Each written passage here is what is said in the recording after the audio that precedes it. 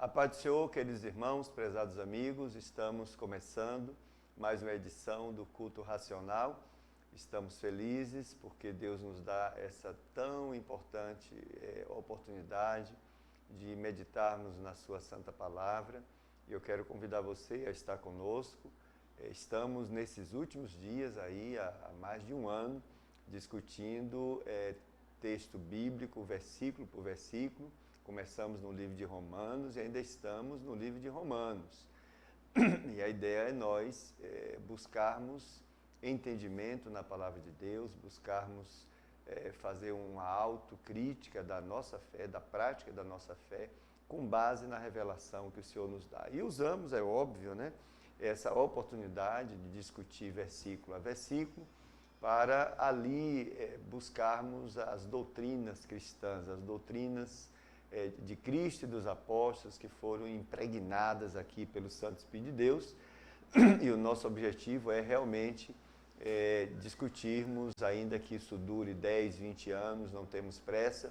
Estamos nesses dias no versículo 24, entrando no 25 do capítulo 3 de Romanos. Nós começamos capítulo 1, versículo 1, isso foi em fevereiro do ano passado.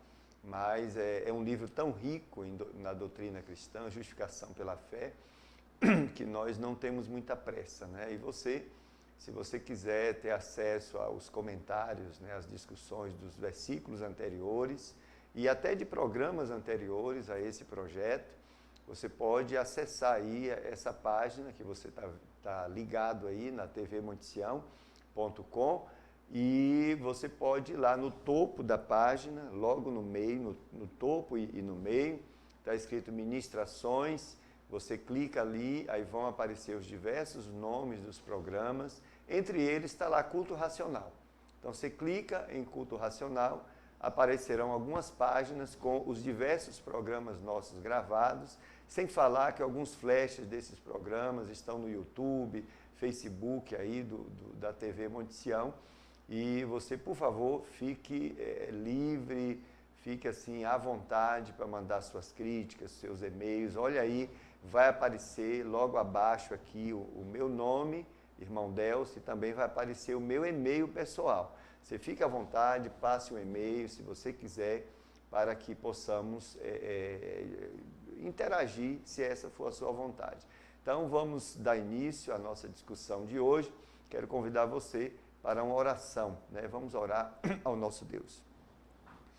Ó bendito Senhor, glorificado Senhor, exaltado é teu nome, somos gratos a ti, Senhor, por tanta bondade, por tanto amor manifestados, ó Senhor, pela tua vontade, porque o Senhor nos esclareceu com o Evangelho de Jesus, o Senhor abençoou tão profundamente a humanidade, Senhor, trazendo o teu Filho, e além disso, Senhor, entregando um livro à humanidade que se chama as Escrituras Sagradas, a Bíblia Sagrada, na qual o teu Santo Espírito revela a tua vontade, a tua doutrina, Senhor, a luz para os nossos caminhos, a vida que será inserida em nossa vida, Senhor, a tua palavra que nos traz vida. Nós somos gratos a ti também por essa oportunidade desse programa que alcança tantas pessoas. Nós rogamos, Senhor, em nome de Jesus, que o Senhor os abençoe, que o Senhor os alcance, nos dê, ó Santo Espírito, a tua iluminação, para que possamos, Senhor, falar tudo aquilo que seja a tua vontade, com o entendimento que vem de ti, com a abrangência, Senhor, com a inteligência espiritual que o Senhor cede aos teus servos, Senhor. Nos colocamos diante de ti, na tua presença, roga a tua direção para esse trabalho. Abençoa os irmãos que estão na técnica, Senhor, que tudo corra bem, que sejam profundamente recompensados e abençoados, Senhor. Esta é a nossa oração em nome de Jesus. Amém.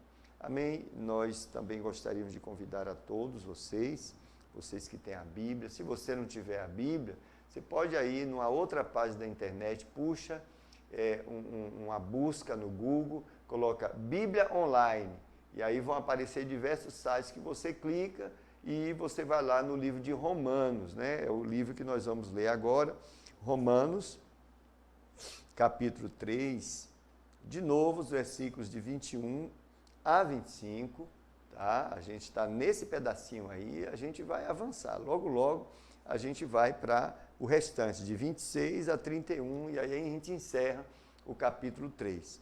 Mas o texto diz assim: mas agora se manifestou sem a lei a justiça de Deus, tendo o testemunho da lei e dos profetas, isto é, a justiça de Deus pela fé em Jesus Cristo, para todos e sobre todos os que creem, porque não há diferença, porque todos pecaram e destituídos estão da glória de Deus, sendo justificados gratuitamente pela sua graça, pela redenção que há em Cristo Jesus, ao qual Deus propôs para propiciação pela fé no seu sangue, para demonstrar a sua justiça pela remissão dos pecados dantes cometidos, sob a paciência de Deus.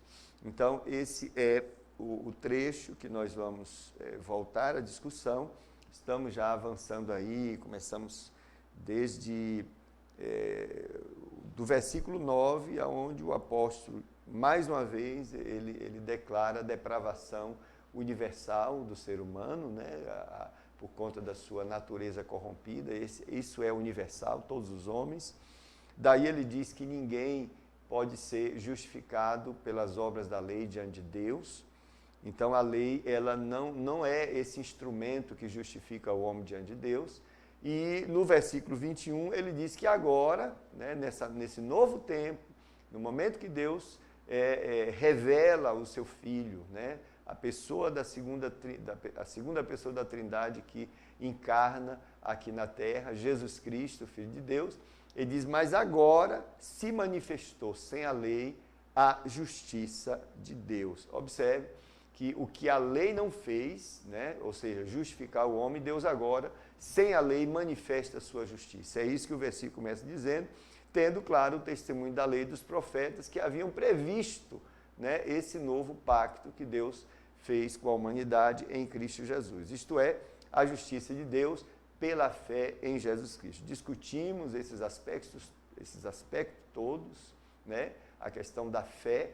A fé é, na realidade, o meio, né? Ele é o meio, mas ela não é a justificação. É através da fé em Jesus Cristo que nós alcançamos a justificação. Mas a justificação é uma dádiva de Deus, é coisa que Deus fez e nos deu gratuitamente. Hoje a gente vai avançar um pouquinho mais nessa ideia da justificação. Vamos falar um pouquinho do objetivo, qual é o sentido da justificação, se ele é apenas forense, no sentido judicial. Já discutimos um pouquinho isso, mas a gente tem que abrir mais essa ideia para ficar essa doutrina bastante clara aí na sua cabeça. Porque todos pecaram e destituídos estão da glória de Deus. Nós discutimos também, mostrando o que significa pecaram.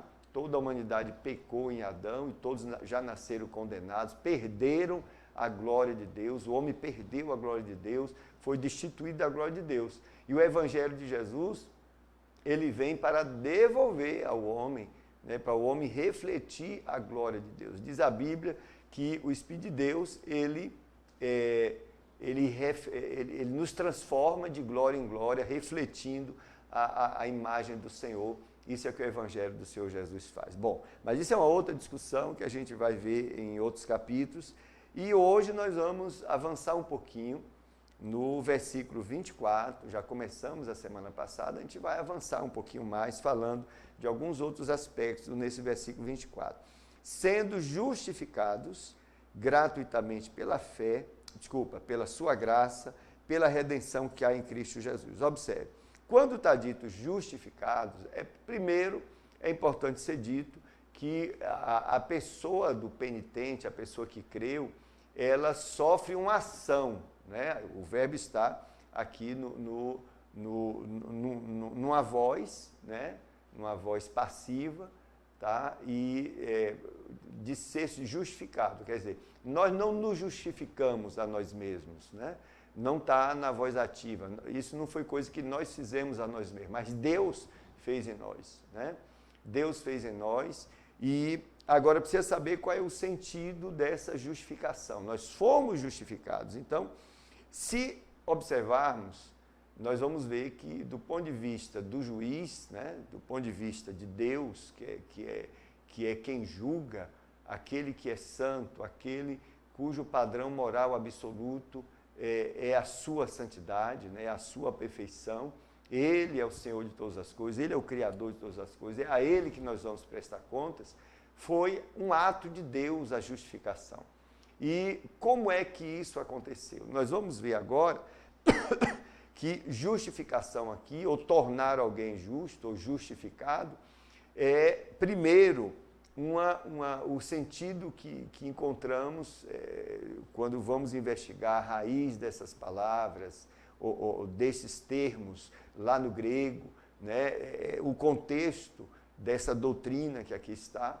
A primeira ideia que surge é o sentido forense, né, o sentido judicial. Na realidade, é uma declaração judicial de um juiz.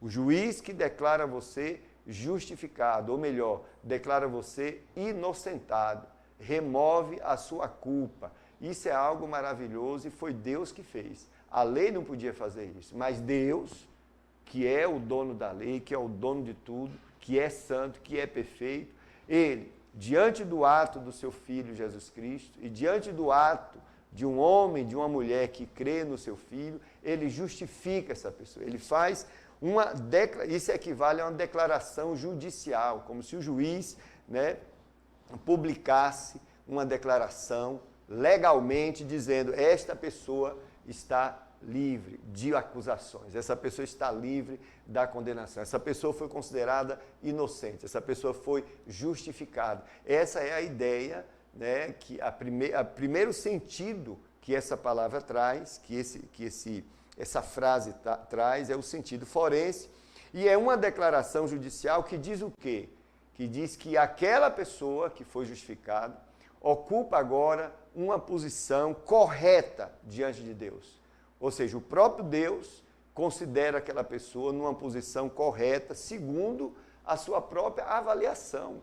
Não é a religião que faz isso, não são os amigos da pessoa que fazem isso, não é a própria pessoa que faz isso, não é nenhuma instituição que faz isso diante de Deus, né? Nenhum deles tem competência para fazer isso diante de Deus. Agora, o próprio Deus, diante desse ato do seu Filho e diante da fé no seu Filho, deste penitente, esse penitente creu, esse homem, essa mulher creu em Jesus Cristo, entregou a sua vida ao Senhor Jesus e, portanto, Deus agora tira ele de uma posição incorreta diante do juiz e traz o homem agora para uma posição correta. Posição correta diante de Deus significa aquela posição que Deus aprova a pessoa.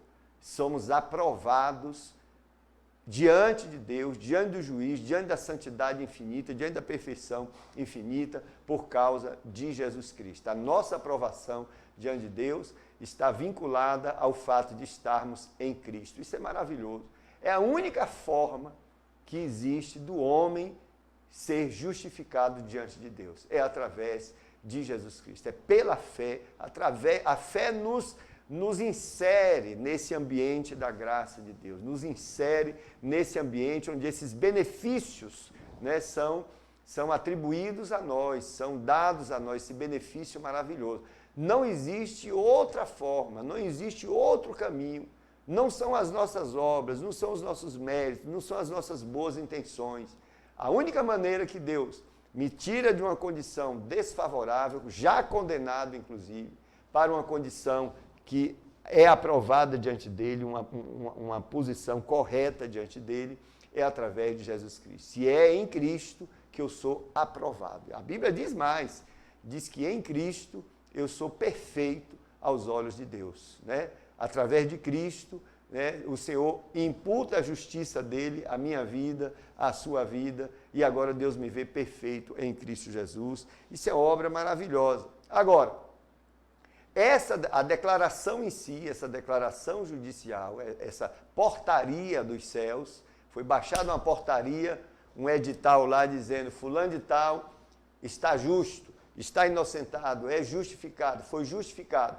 Isso em nome de Jesus. Né? Jesus assina, publica, e agora esse homem, essa mulher é considerado justo diante de Deus. Isso é a publicação e isso basta. Mas tem implicações, observe. Então, o primeiro sentido é o sentido forense. E só a declaração não muda o caráter da pessoa.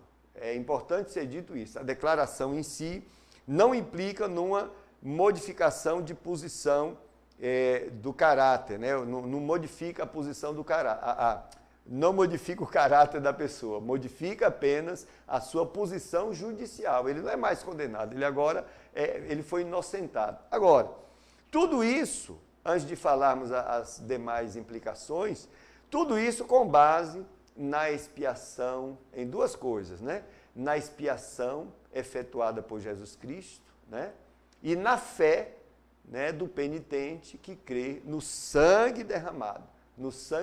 É o sangue de Jesus, através do qual o Senhor me purifica, perdoa os meus pecados, me liberta, me introduz na presença de Deus. É nessa expiação que Jesus faz, que é a expiação a base, né, para a nossa justificação. E ela se concretiza, óbvio, porque se Jesus morresse e não ressuscitasse, estaríamos todos perdidos.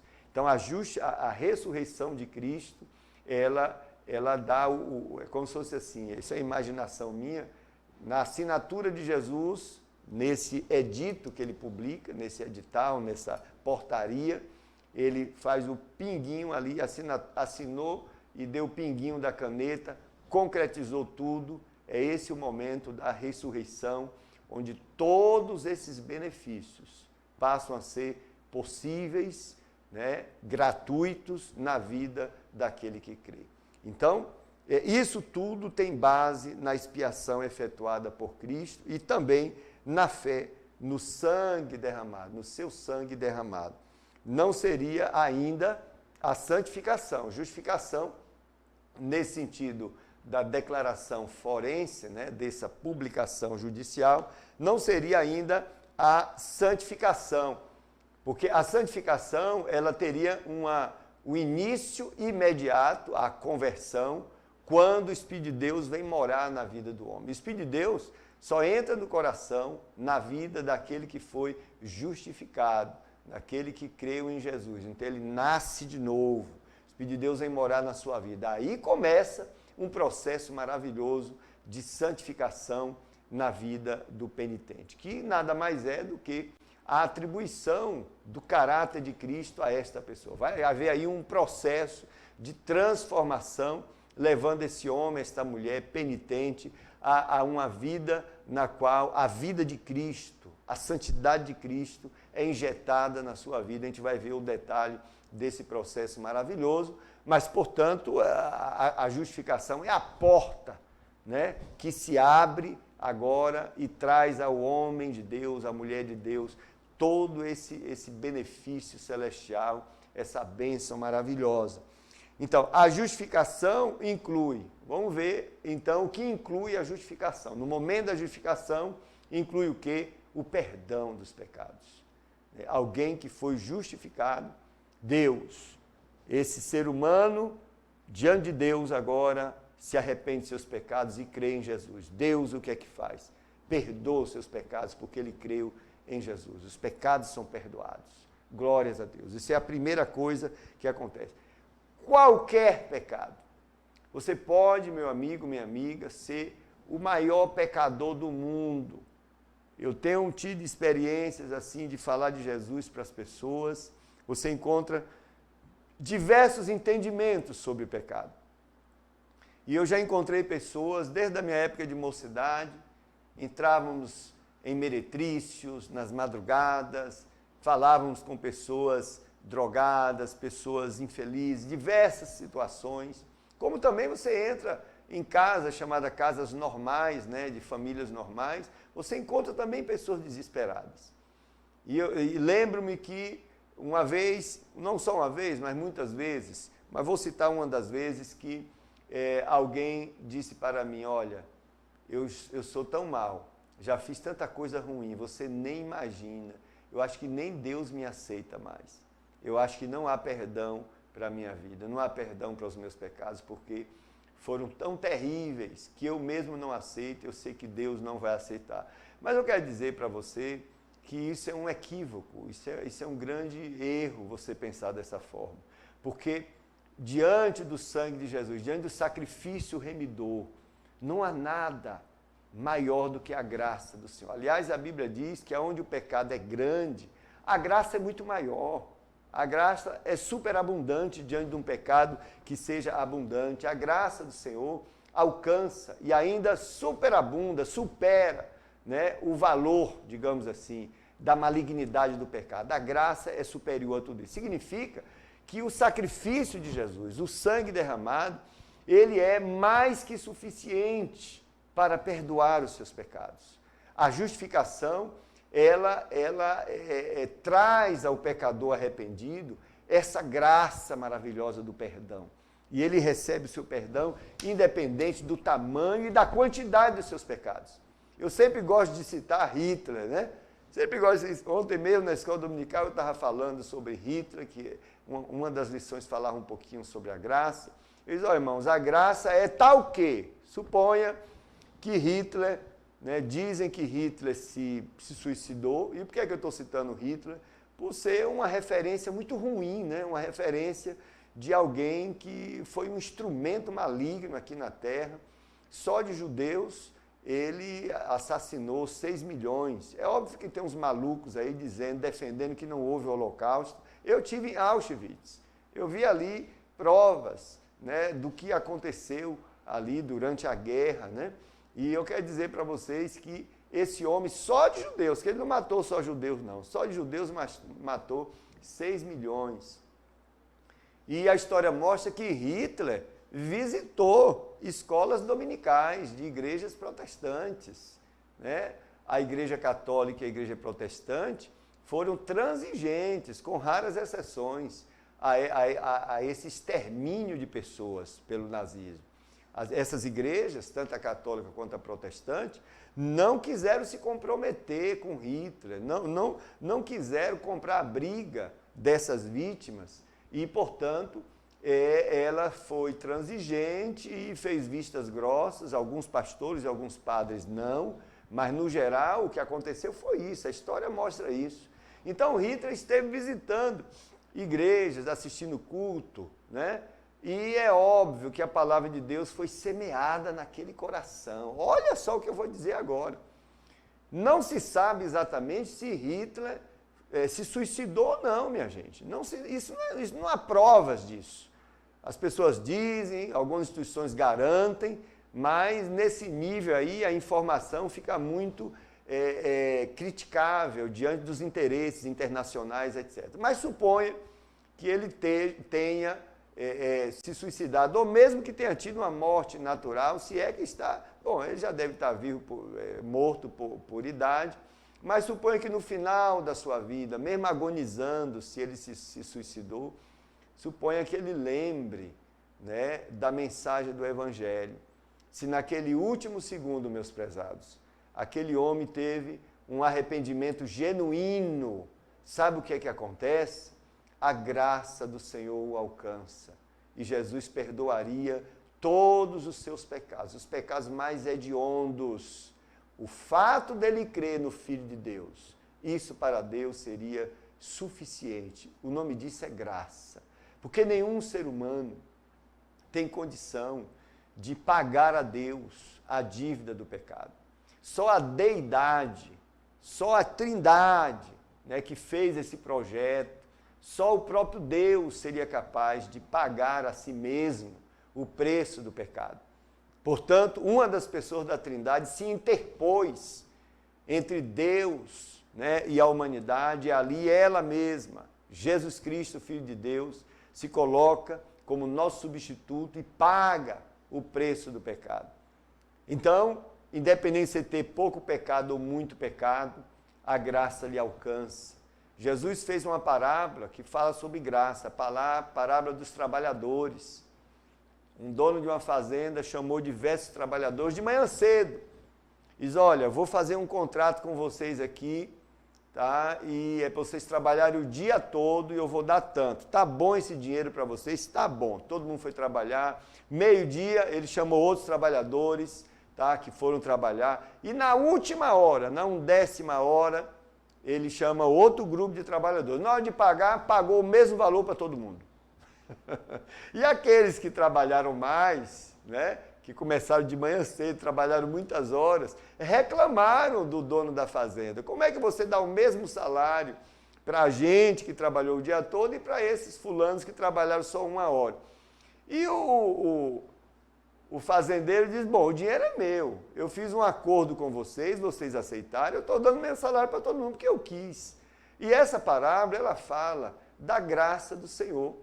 Todos recebem, digamos, a salvação, não é pelo que fez, não é pelo mérito pessoal, mas é o Senhor, a graça do Senhor. É Deus que está dando isso como um presente, gratuitamente para mim e para você.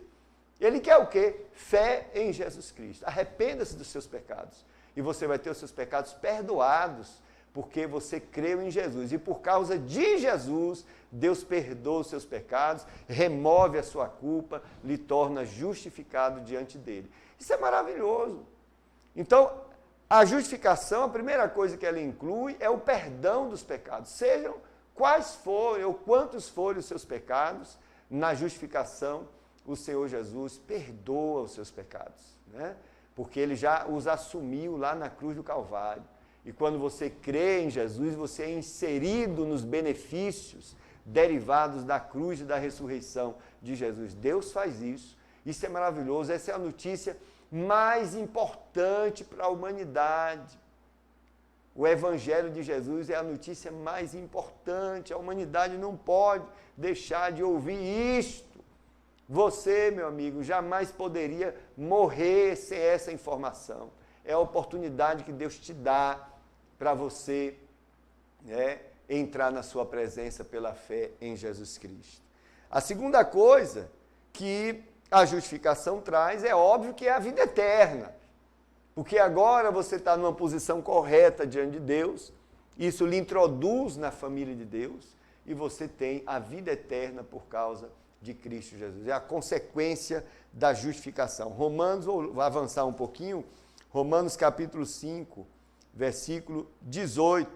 Pois assim como por uma só ofensa veio o juízo sobre todos os homens para a condenação, assim também, por um só ato de justiça, veio a graça sobre todos os homens para a justificação de vida, aqui tomando como referência a vida eterna. Todos aqueles que são justificados em Cristo Jesus têm a vida eterna. Ou seja, resultará, né, na glorificação. Isso é uma implicação daqueles que são justificados. Eles entram num processo de transformação até chegar à glorificação no momento que o Senhor vier buscar a sua igreja ou no momento que ele ressuscitar. Isso é maravilhoso. Justificação é a porta de entrada para a vida eterna. E a santificação, óbvio, também é derivada dessa publicação judicial, é também derivada dessa porta que foi aberta. Então, tem 3 processos básicos que acontecem, muito simples, mas de tremenda significação, né, na vida daquele que crê. Primeiro, ele é justificado. Isso aqui é instantâneo. Eu falei processo, mas a justificação, ela é instantânea. Você foi justificado agora, creu agora, você é salvo agora. Você crê em Jesus. Segundo, aí é um processo que se chama santificação. Que o fato de você ter sido justificado, o Senhor Deus doa a você o seu Santo Espírito. Haverá agora uma comunicação, uma transformação, como eu já disse aqui, é uma transformação moral e metafísica na vida daquele penitente, que vai sendo transformado de glória em glória, refletindo a imagem do Senhor. Ou seja, essa transformação é para tornar essa pessoa parecida com Jesus, porque é refletindo a glória do Senhor. Refletir a glória do Senhor significa ter em sua vida projetadas, né, as virtudes do próprio Cristo, as qualidades do próprio Cristo. O nosso caráter contaminado, né? O nosso caráter deformado, ele vai sendo transformado e nós vamos tendo o caráter de Cristo. Isso é santificação, que é uma obra que Deus faz na minha vida e na sua vida, é uma santificação. No final de tudo isso, na vinda do Senhor, o nosso corpo será glorificado na vinda do Senhor. Teremos um corpo incorruptível, que jamais vai se contaminar com o pecado. Um corpo imortal, que jamais vai morrer. Um corpo adaptado para a eternidade, para ter comunhão com o Senhor para todo sempre. E concomitantemente a tudo isso, o Espírito de Deus transmite a mim e a você a natureza divina. A partir daquele momento que o homem é justificado, ele passa a ter a natureza divina, passa a participar da natureza divina. E aí desenvolver comunhão, né, com Deus. O Espírito de Deus é o regente dessa comunhão. Não sabemos como dirigir essa coisa, mas o Espírito de Deus é esse agente que nos leva a essa comunhão, essa intimidade diária com o Senhor Jesus. Isso é maravilhoso. Então, a santificação, ela também deriva aí dessa porta aberta chamada justificação. Então, a igreja aqui na terra passa pela justificação, pela santificação e pela glorificação. Isso é o básico da doutrina cristã, com 1 milhão aí de implicações maravilhosas. Resultará, portanto, essa justificação, enquanto estivermos aqui nesse processo da santificação, ela vai resultar em retidão pessoal. Retidão, que é essa correta relação que nós desenvolvemos com o próprio Deus, que é santo. O fato de termos comunhão com o Senhor, de nos identificarmos com o Senhor, isso vai nos levar a uma relação correta com Deus. E a natureza divina cada dia mais vai sendo abrangente na minha vida. E aí eu vou me identificando mais com a natureza do próprio Deus. E o resultado disso é uma vida reta, uma vida correta, é uma vida de santidade. Santidade autêntica. Não é aquela santidade superficial, que muitos religiosos, né, vestem aquela máscara, aquela carapaça, né, de santidade aparente, de usos e costumes, e achamos que dessa maneira estamos tendo um relacionamento com Deus, mas isso é uma mentira.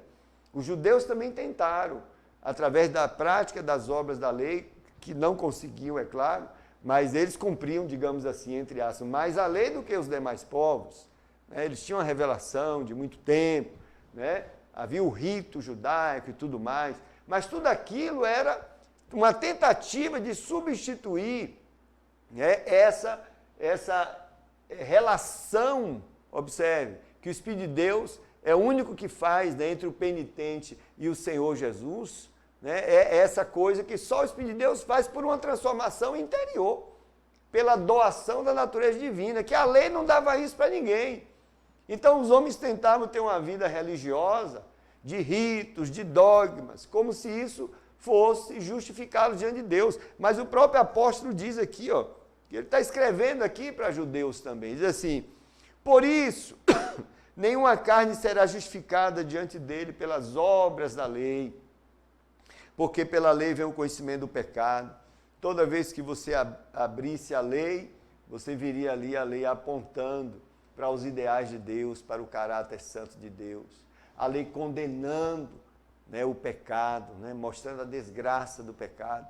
Ainda que externamente, né, o homem religioso não praticasse certas coisas que as pessoas estavam vendo, no seu interior estava a natureza corrompida, inimiga de Deus. Seus pensamentos, só um pensamento perverso já o desligava da comunhão com Deus.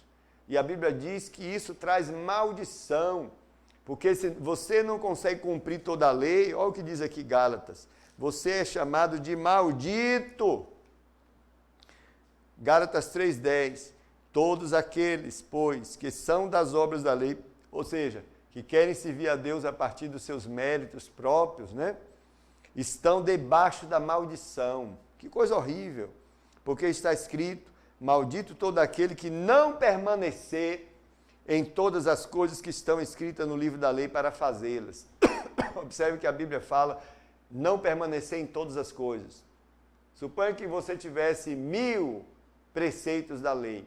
Se você conseguisse, né, cumprir 999, deixar de cumprir um único, você é maldito, eu sou maldito. É isso que está escrito na própria lei. E nenhum homem conseguiu cumprir a lei, exceto o próprio Cristo, homem perfeito, sem pecado. Mas olha o que o próprio Gálatas fala. Cristo, versículo 13, Cristo nos resgatou da maldição da lei. É só em Jesus que eu me livro da maldição da lei, queridos, não tem jeito. É só em Jesus que eu sou colocado numa posição correta diante de Deus. É só em Jesus que eu sou aprovado por Deus. Porque se eu fizer uma tentativa de esforço pessoal, eu jamais serei aprovado por Deus. Ao contrário, eu fico sob a maldição. Foi o que Jesus fez. Ele na cruz assumiu a maldição da lei, por mim e por você, fazendo-se maldição por nós, que está escrito, maldito todo aquele que for pendurado no madeiro. Para quê? Para que foi que Jesus assumiu a maldição? Para que a bênção de Abraão chegasse aos gentios por Jesus Cristo, e para que pela fé nós recebamos a promessa do Espírito. Qual era a bênção de Abraão?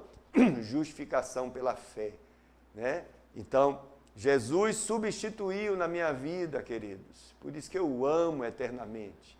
Jesus substituiu na minha vida a maldição que eu tinha por justificação pela fé. É isso que é justificação pela fé. Isso é maravilhoso. Fomos resgatados dessa situação impossível de ser removida. Só o próprio Deus, só Ele veio, vendo a minha situação tão miserável, de condenação eterna certa. Ele veio ao nosso socorro e nos deu um grande presente. Ele removeu a maldição que estava sobre nós e a substituiu por justificação pela fé. Quanto custou isso para mim? A Bíblia diz que foi, aí vem a palavra, gratuitamente, em troca de nada. Nada fizemos para estarmos numa posição correta diante de Deus. Ao contrário, na realidade não fizemos nada, foi o Filho de Deus que fez tudo por mim e por você. Por isso, não crer em Jesus constitui-se um pecado gravíssimo, porque só através de Jesus. Primeiro, quando eu creio em Jesus, eu torno Deus verdadeiro, o testemunho de Deus verdadeiro. Eu digo, Senhor, reconheço que o único plano de salvação para a minha vida foi esse que o Senhor fez, sacrificando o teu Filho.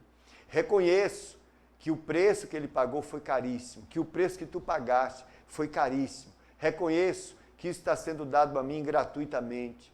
Reconheço, portanto, que eu não dei nada em troca, mas eu creio em Jesus como meu Salvador. Por favor, Senhor, perdoe os meus pecados. Essa é a atitude que eu tenho que tomar.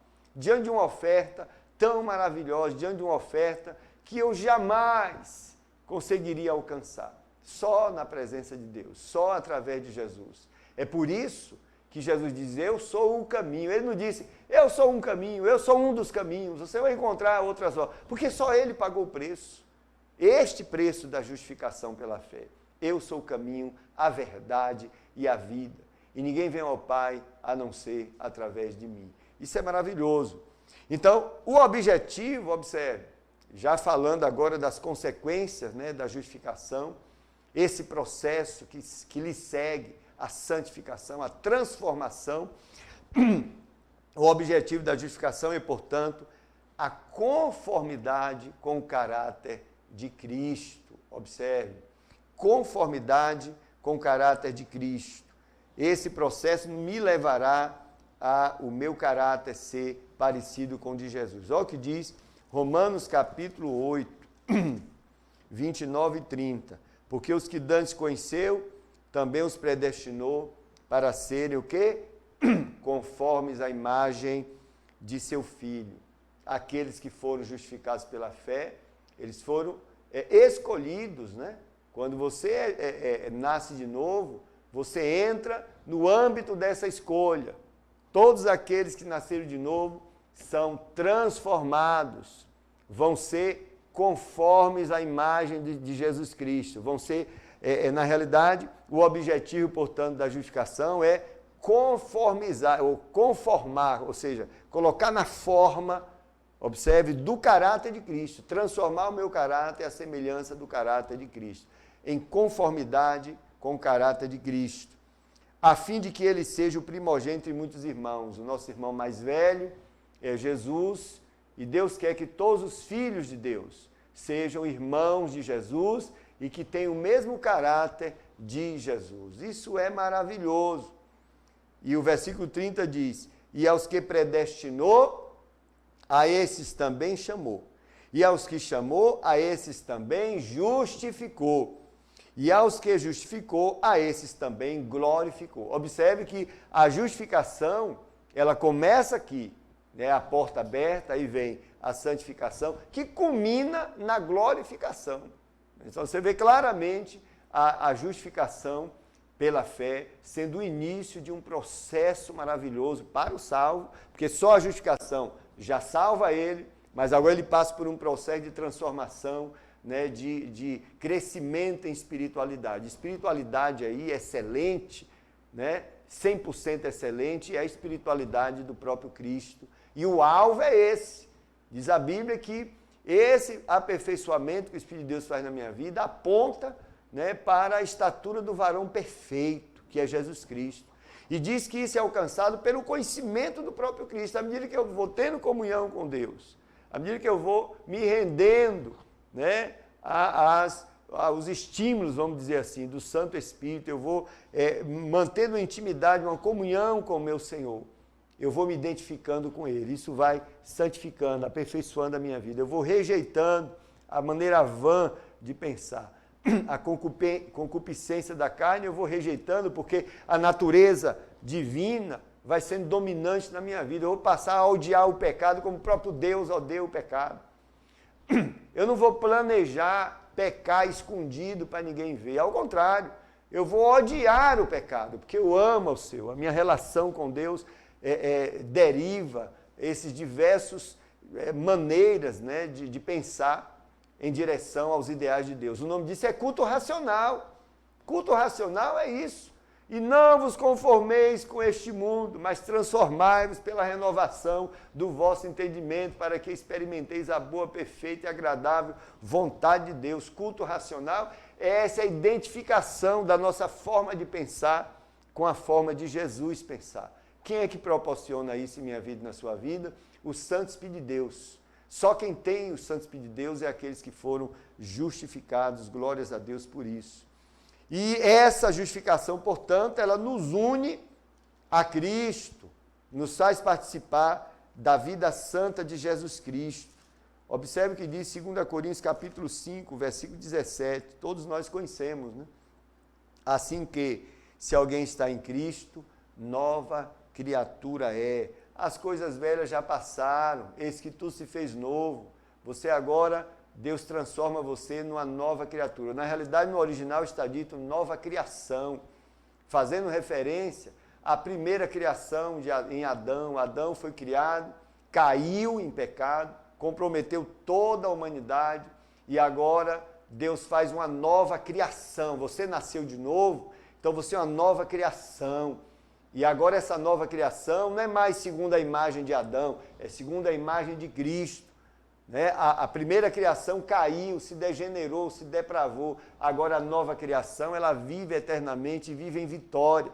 Porque Cristo lhe transmite a vitória sobre o mal, sobre as agências malignas, a vitória sobre o pecado. O pecado não tem mais domínio sobre vós, porque não estáis mais debaixo da lei, mas debaixo da graça. Glórias a Deus. O novo nascido é esse homem, essa mulher vitoriosa em Cristo. Não vive mais escravo do pecado, escravo do diabo, escravo da mentalidade maligna que rodeia e que domina o mundo. Não está dito que ele não peque, mas o pecado na vida do homem e da mulher de Deus é um acidente, não é uma prática, não é uma motivação. A motivação da igreja do Senhor é amar o Senhor 24 horas, é agradá-lo, porque ela descobriu que essa identificação com os ideais de Deus, essa identificação com a mente de Cristo, é a coisa mais preciosa que existe. Ela não quer abrir mão disto. Ela se edifica assim, ela cresce assim. Isso que é a igreja do Senhor Jesus. Não podemos substituir Nada disso por essas modas que nós vemos hoje, um evangelho que não prega a justificação pela fé, que não prega transformação de vida, que não prega comunhão e intimidade com Deus. Que evangelho é este? É evangelho que só prega a evidência dos homens.